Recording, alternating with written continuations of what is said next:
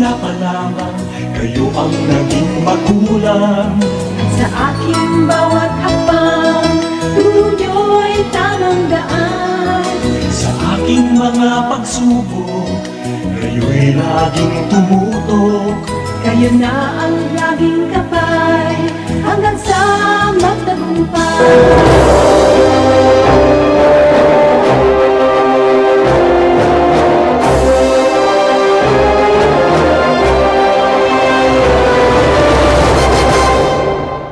Well, she failed to land a Senate seat in 2019. How did that experience change her perspective in the upcoming elections? Joining us now, up close and personal, Samira Gutok. Ma'am Samira, it's good to see you again. Welcome to The Source.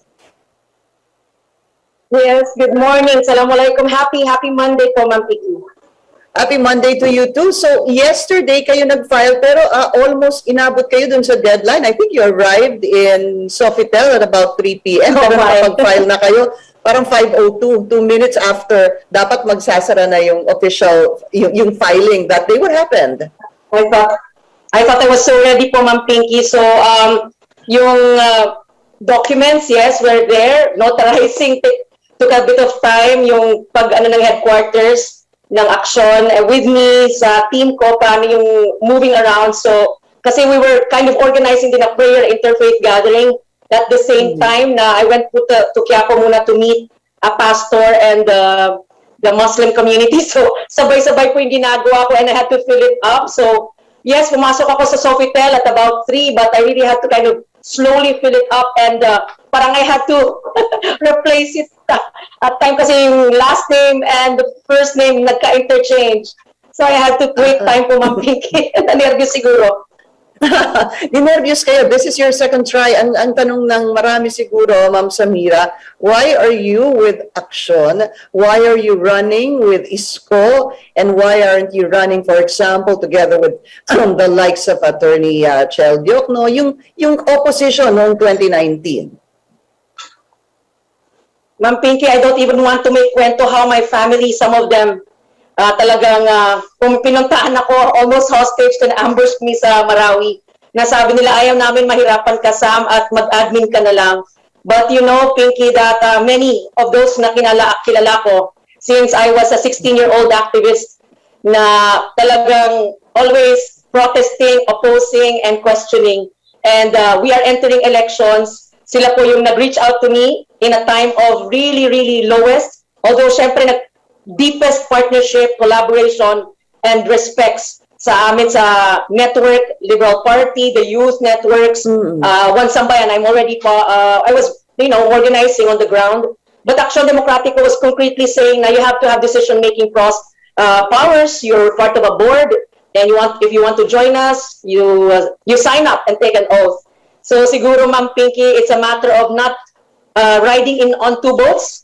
Of course, I'm a small politician, pero alam ko po yung major principle sa atin sa politics. Wag naman po dalawang bangka, but VP Lenny, nagpaalam naman po ako through channels, and Senator Kiko, who I deem my father then, my campaign manager in the past, alam niya how deeply I owe so much of the sophisticated election process that we did, Ma'am Pinky, in the last election.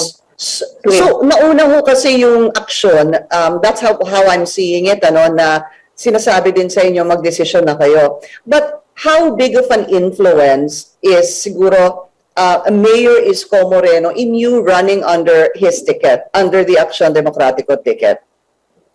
Malaki ring factor, ma'am, in the sense that many of us in Mindanao, and I being a student activist based in Manila, alam ko po yung dynamics in Manila where most of us who are organizing para marinig ng Metro Capital Media have to go here and travel to Manila para lang marinig. And Mayor Yorme was doing some programs with us in Akubakwit through his Muslim Affairs Office. So doon po yung mga encounters namin na in a time of being stranded, in need, talaga naman pong sinasabi ng iba, political convenience. No, ma'am.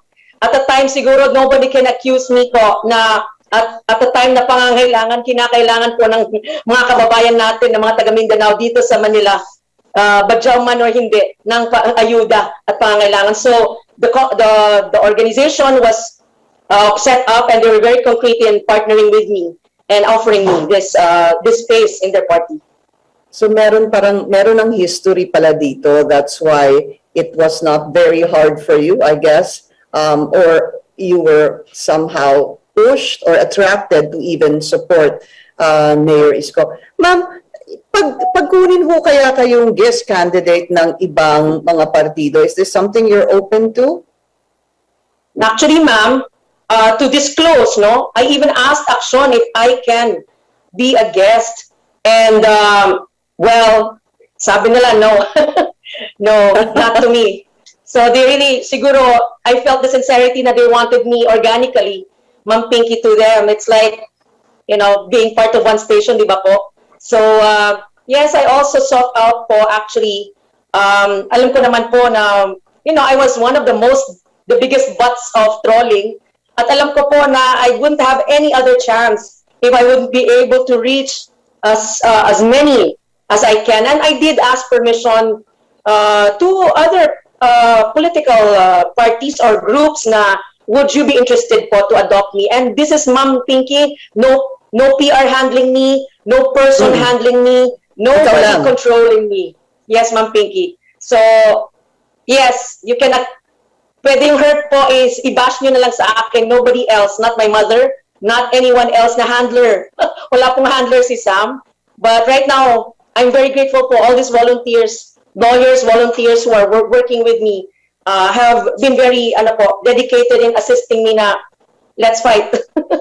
Okay, we just need to take a very short break. We will be right back.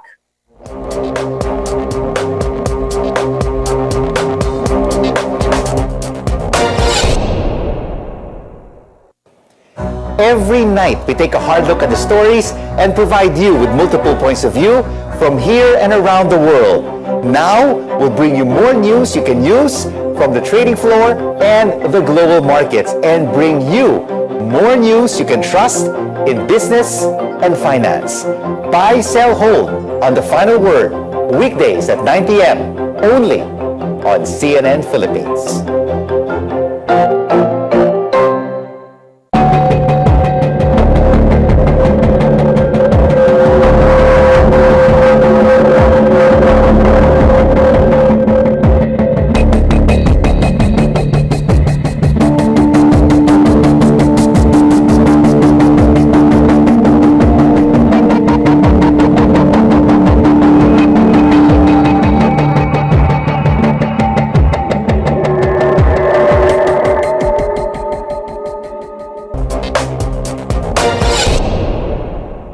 You're watching The Source on CNN Philippines. I'm Pinky Webb. Our guest today, senatorial aspirant Samira Gutok. Ma'am, if I were to look back at 2019, and if I'm not mistaken, I think you placed 25th. Am I right? Yes, ma'am. Okay. Pinky, very correct, ma'am. Very far, but third po sa Ocho Diretso Coalition. Oh, third. Okay. So what are you going to do this time around? What have you learned? What do you plan to modify to do this time around to help you make it to the Magic 12? Work harder, reach harder, walk farther, reach other non-supportive groups, because alam ko po na a pandemic really taught us a lot of lessons. Hurt and pain is collective for all. At siguro nararamdaman ko yon bilang a product of the biggest tragedy of this history natin sa Marawi siege. So reach more, grassroots more, as many as we can reach po, Ma'am Pinky, and not hate more maybe.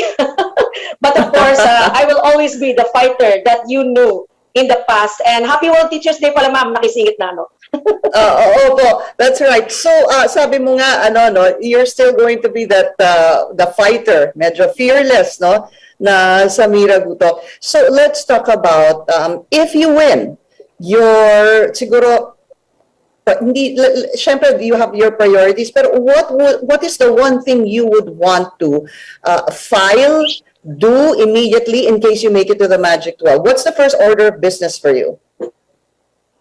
So, coming from the displaced, no, yung mga taong nawalan forcibly sa kanilang mga bahay, mga buhay, kabuhayan, especially sa kwarantina, and then syempre yung trahedya ng Marawi, Zamboanga, CG, etc. I'd like to, because that is the lessons ko sa crisis, pandemic, readiness is always vital po. I would want that the displacement bill, which covers recovery plan, how to protect the vulnerable sectors, the women, and all these sectors who need the specific number one po sila sa ayuda listing, a framework that would give them protection from law, ma'am. Displaced persons bill, ma'am, is something very, very specific, ma'am, to me, to push.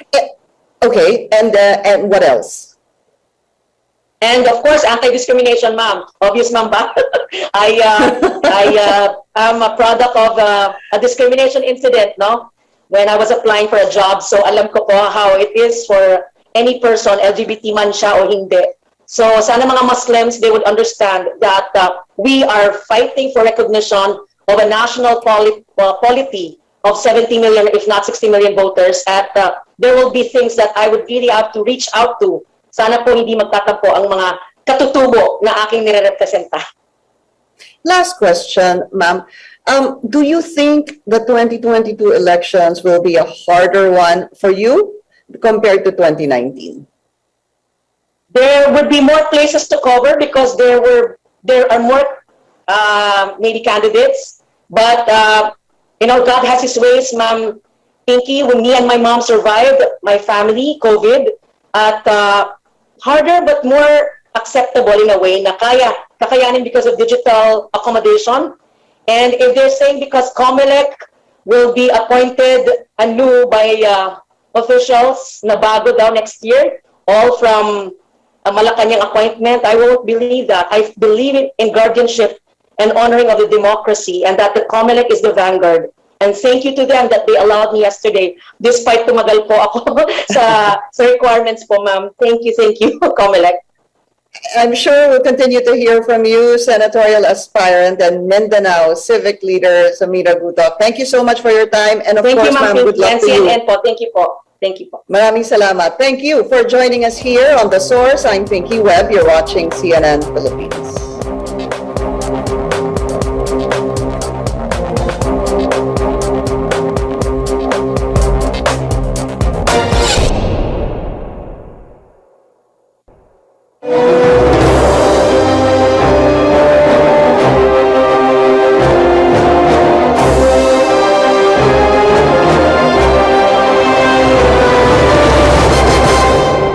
The Source on CNN Philippines. I'm Pinky Webb. We now go up close and personal with former Senator Antonio Trillanes. Senator, I want to go back to the first time you won as senators. Isn't that right? It was in 2007.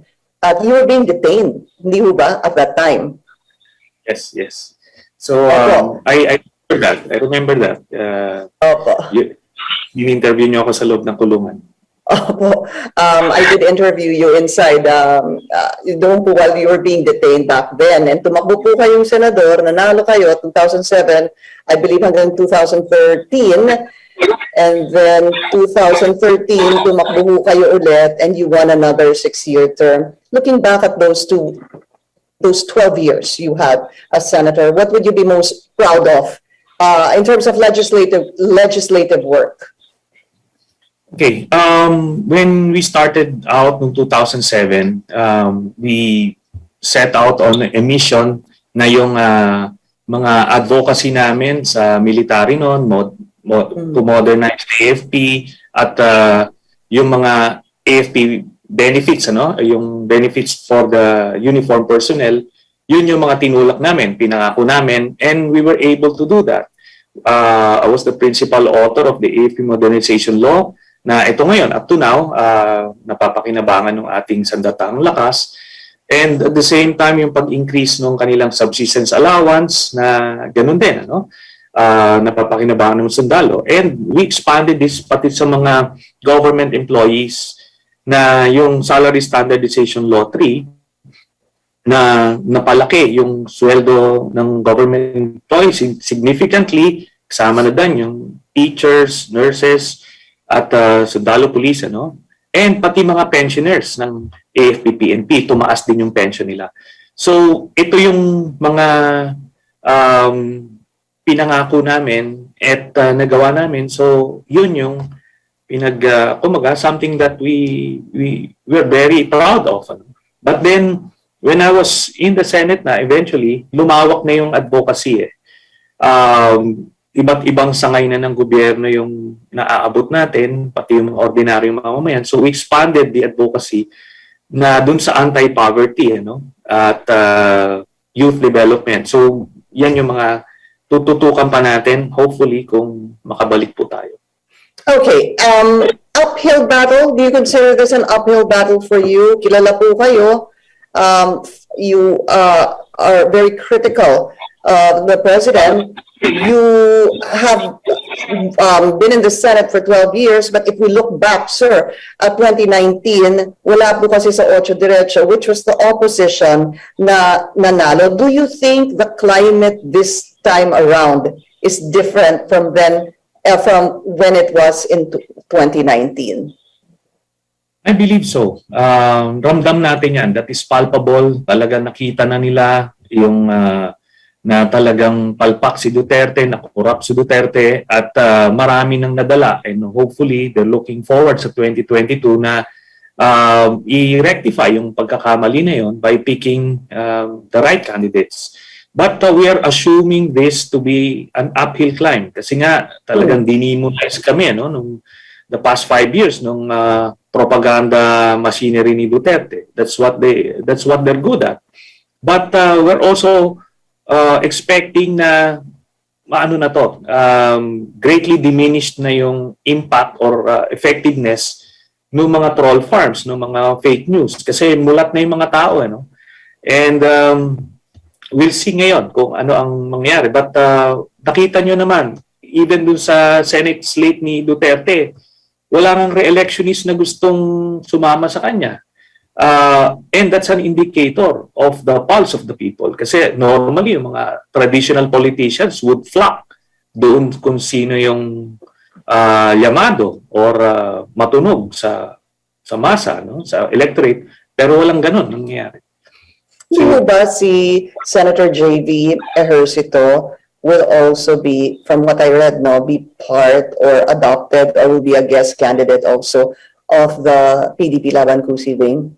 Parang marami ko kasi ako nakikita na possibly na re-election senators na ma-adapt ng iba't ibang partido. What does that say? That's precisely what I'm saying. It's an indicator na nawala na sa kanila yung asim, ika nga, nawala na yung sigla na dumikit sila kay Duterte. They see Duterte at some point na magiging kiss of death yan down the line towards the end of the campaign. Ganun yun. Slowly na-unmask na siya. Word is getting around sa ating mga kababayan and irreversible na po yan. Okay. Things that I want to find out from you should you win. What would be your priority bills? You've been out for 3 years looking in, I'm sure you're very much aware of what's been happening in the Senate investigations and all that. Two things. If you win, which committee would you like to head in the event that you are given the chance to choose? Ano po? And siguro, pangalawa, ano ang magiging priority bill ninyo? Should I make it in the Senate at pagtiwalaan ulit tayo ng mga kababayan natin, I would want to head the Blue Ribbon Committee para talagang makita natin yung extent ng corruption at yung iba't ibang anomalies na nangyari nitong Duterte administration. Kasi naging naging part ng pagko-cover up yung Blue Ribbon Committee ngayon. At although belatedly, naghahabol sila, but ang daming mga anomalies at mga krimen na nangyari the first 5 years na hindi naungkat. So kailangan natin ilabas yun. So Blue Ribbon Committee ang ating ihahangad kung sakali tayo ay Now, as to priority legislation, kasi ang mangyari nito, the legislation or the legislative branch rather, will be in support of the economic program of the, let's assume, the Leni Robredo administration. So lahat ng kanilang priority legislation as regards the economic front, paano tayo makarecover from the COVID situation, assuming malagpasan na natin yung yung pandemic. Kasi kung hindi pa, again, the Senate should be in support of the initiatives of the Robredo administration in that regard. So primarily support siya. But then pagka nag-die down na yung mga ganyang initiatives, di pwede na namin slowly balikan yung aming mga pet advocacies. In my case, yung security sector reform at yung mga good governance initiatives, yung mga anti-corruption initiatives. Yung security sector reform, yung for example, yung sa AFP, kailangan natin yung mga accountability components niyan, pati sa PNP, kasi kailangan ma-reform at ma-reorient ulit. And at the same time, yung incentives po, then it's high time na itaas na ulit yung subsistence allowance nila and yung combat pay for the ground troops. Hindi yan natatapos pa. So, yan yung isa sa mga babalikan natin. What about the NTF-LCAC budget? Is that something you would support na bigyan pa po sila ng budget o hindi na? Yung ano po? Ano po yan? Senator, the NTF-LCAC budget? I would be pushing for the abolition of the NTF-LCAC. Kasi I believe hindi yun yung paraan para manalo tayo dito sa insurgency. Kasi nung panahon ni Pinoy, yun na yung lowest in terms of numbers of insurgents ng CPP-NPA, ang baba nila. At hindi niya kailangan magkaroon itong NTF-LCAC at mga draconian measures. Ang ginawa lang nila, effective intelligence work. And dyan, sila General Ano, sila yung nanghuli ng mga top commanders ng NPA noon. At na-decimate yung kanilang leadership. So good intelligence work, yan yung magko-complement dun sa ground operations, yung effectiveness ng ground operations. Mag-focus lang sa combats at mananalo ang ating gobyerno laban sa mga komunistang rebelde. As a last question, Senator, I'm assuming, because I only have 1 minute left, that kapag the administration of Vice President Leni Robredo wins, they will be open to cooperate with the ICC investigators. So I want to go on the flip side.